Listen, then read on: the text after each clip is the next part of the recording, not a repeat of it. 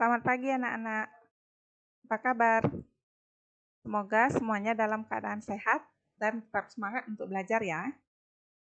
Nah, mengawali semester 2 ini, kita akan belajar tema 6, yakni menuju masyarakat sejahtera pada subtema 1, masyarakat peduli lingkungan. Kali ini di pembelajaran 1 ya anak-anak. Sudah siap? Baik, sebelum mulai belajar, sebaiknya kita tetap melaksanakan protokol kesehatan, yakni 3M, mencuci tangan, memakai masker, dan menjaga jarak aman. Baik, jika anak-anak sudah mencuci tangan, mari kita berdoa.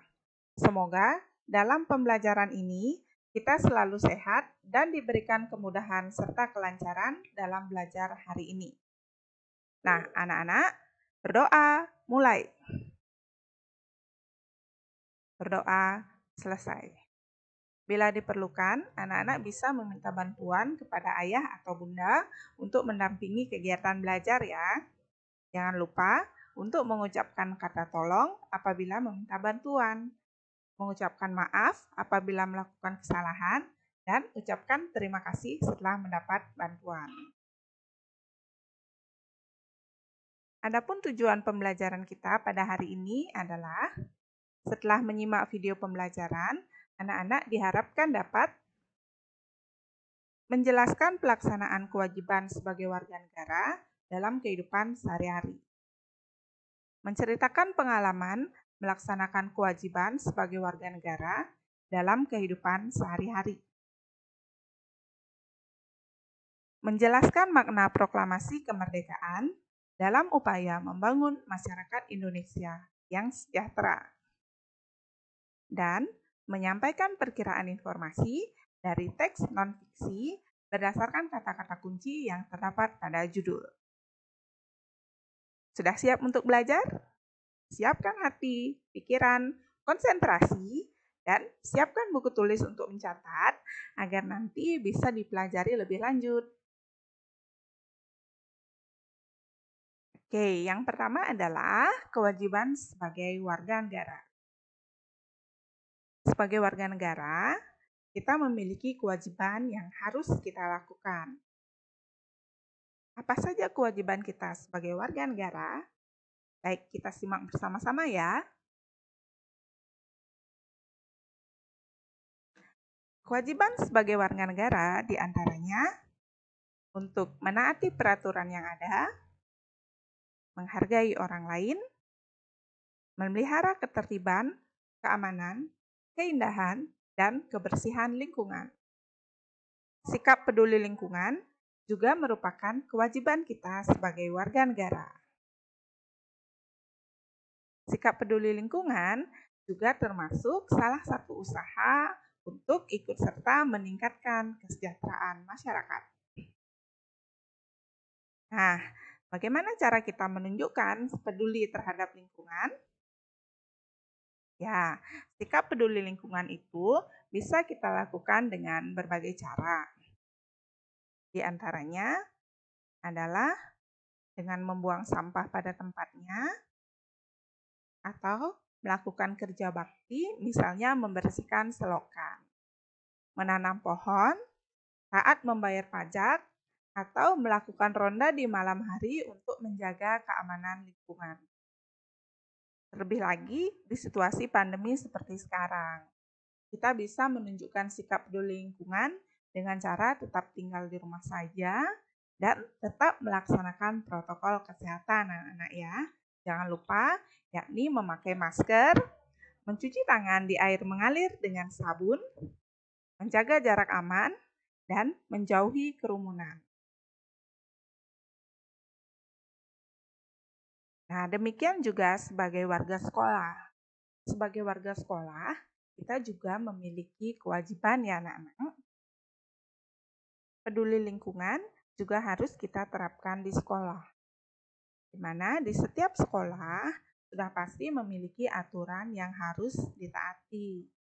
Nah, kita hendaknya selalu menaati peraturan yang ada di sekolah. Menaati aturan sekolah merupakan bentuk pelaksanaan kewajiban sebagai warga sekolah. Nah, apa saja contoh aturan yang ada di sekolah yang wajib kita laksanakan?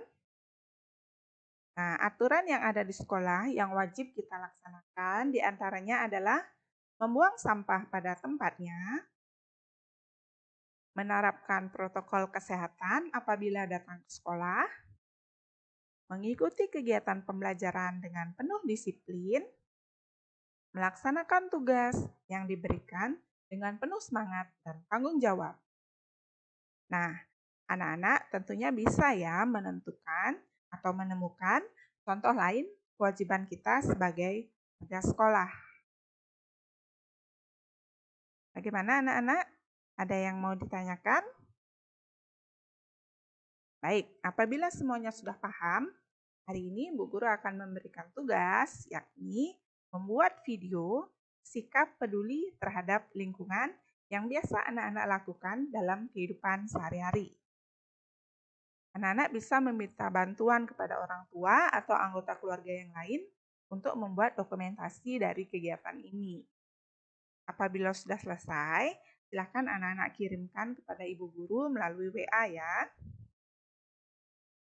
Oke, sekarang kita lanjutkan tentang makna proklamasi kemerdekaan bagi bangsa Indonesia. Proklamasi kemerdekaan merupakan peristiwa yang sangat penting bagi bangsa Indonesia. Proklamasi kemerdekaan kita ditandai dengan dibacakannya teks proklamasi kemerdekaan pada tanggal 17 Agustus 1945. Proklamasi kemerdekaan memiliki makna yang sangat penting bagi bangsa kita. Nah, apa saja makna penting kemerdekaan bagi bangsa kita? Let's check it out. Ya, jadi makna proklamasi kemerdekaan bagi bangsa Indonesia diantaranya adalah sebagai puncak perjuangan bagi bangsa Indonesia. Seperti yang anak-anak sudah ketahui bahwa bangsa Indonesia sudah mengalami penjajahan selama ratusan tahun ya anak-anak ya. Nah, jadi proklamasi kemerdekaan itu menjadi puncak perjuangan bagi bangsa kita untuk melawan para penjajah asing. Kemudian, makna proklamasi kemerdekaan yang kedua adalah untuk menaikkan martabat bangsa. Kenapa? Dengan proklamasi kemerdekaan, menjadikan bangsa Indonesia bebas dari kemerdekaan. Nah, maka dari itu, martabat bangsa pun menjadi naik. Indonesia menjadi negara yang berkedudukan sama dengan negara-negara lain.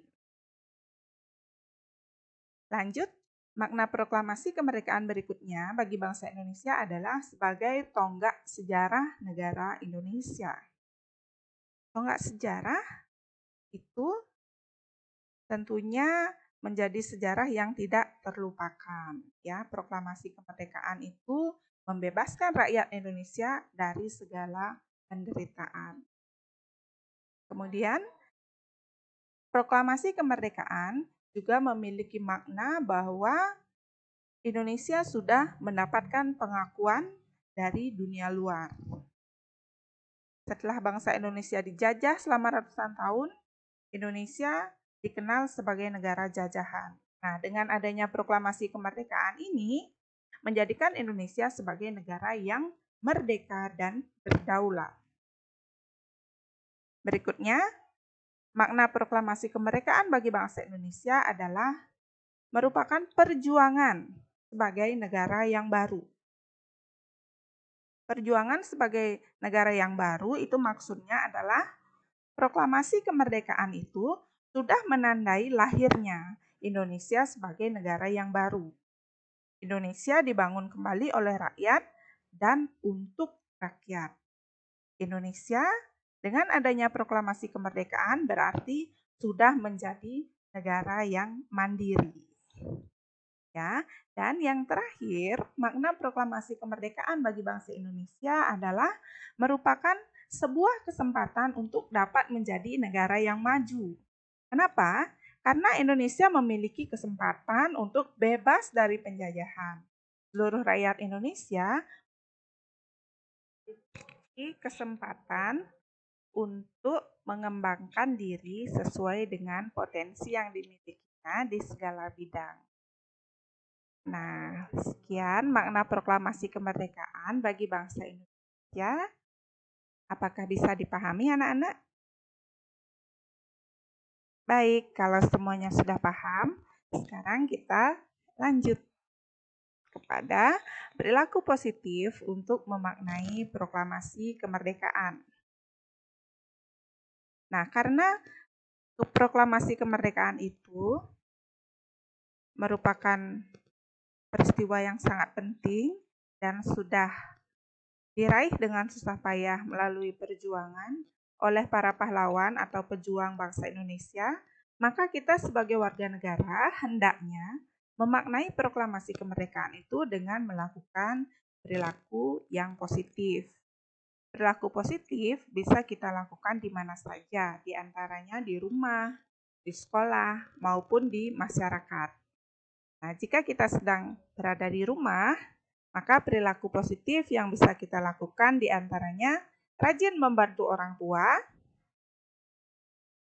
berbakti kepada orang tua, menjalin kerukunan dalam keluarga, mengerjakan kegiatan di rumah bersama-sama anggota keluarga, dan juga saling menghormati dan menghargai antar anggota keluarga.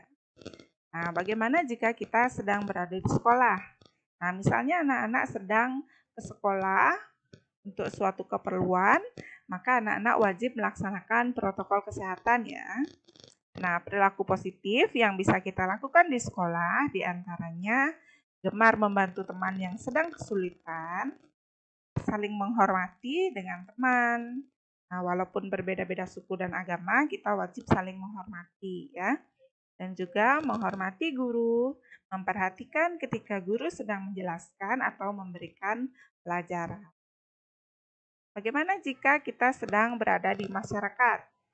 Nah, perilaku positif yang bisa kita lakukan di masyarakat diantaranya adalah saling membantu sesama yang sedang mengalami kesusahan, misalnya dengan berbagi makanan, berbagi masker, atau kebutuhan pokok lainnya. Kita juga bisa menyelesaikan masalah dengan bermusyawarah, mengutamakan kepentingan bersama daripada kepentingan pribadi, bekerja sama, saling menghormati dan menghargai antar masyarakat, serta menjaga fasilitas umum yang sudah disediakan oleh pemerintah. Bagaimana anak-anak? Sudah menerapkan perilaku positif untuk memaknai proklamasi kemerdekaan? Ya, jadi untuk memaknai proklamasi kemerdekaan, kita wajib melakukan perilaku-perilaku positif di rumah, di sekolah, dan di masyarakat ya anak-anak ya.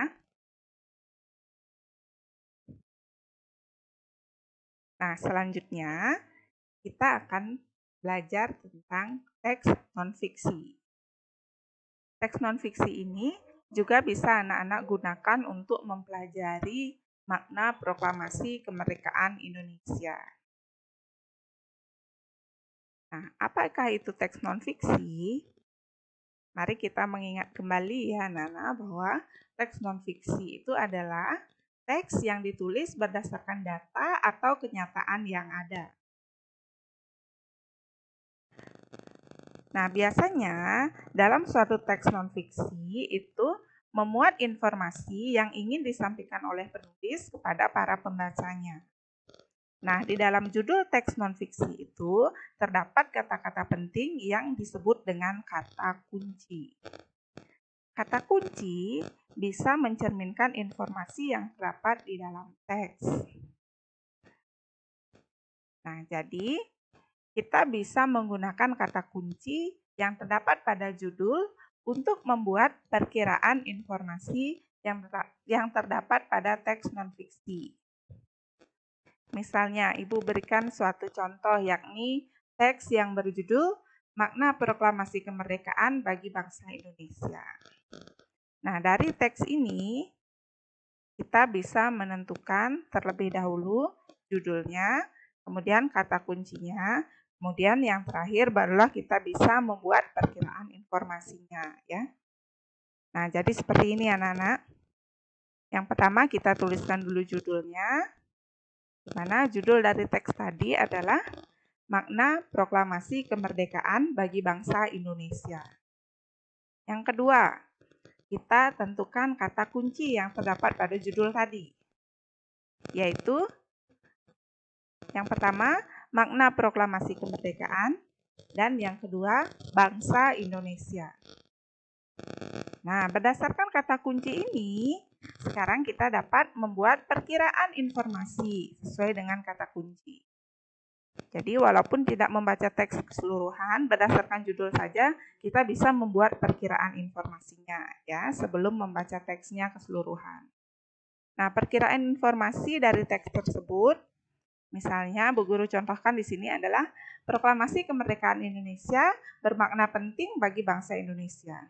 Nah, nanti anak-anak juga bisa membuat perkiraan informasi dengan rumusan kalimat yang berbeda ya, menggunakan kata-kata anak-anak sendiri. Jadi itu sangat diperbolehkan. Nah, sampai di sini untuk membuat perkiraan informasi di dalam teks, apakah sudah bisa dipahami? Baik, nanti apabila masih terdapat kesulitan, anak-anak silahkan bertanya kepada Bu Guru lewat WA ya. Terima kasih sudah menyimak video ini dan selamat belajar. Semoga semuanya sukses. Sampai jumpa.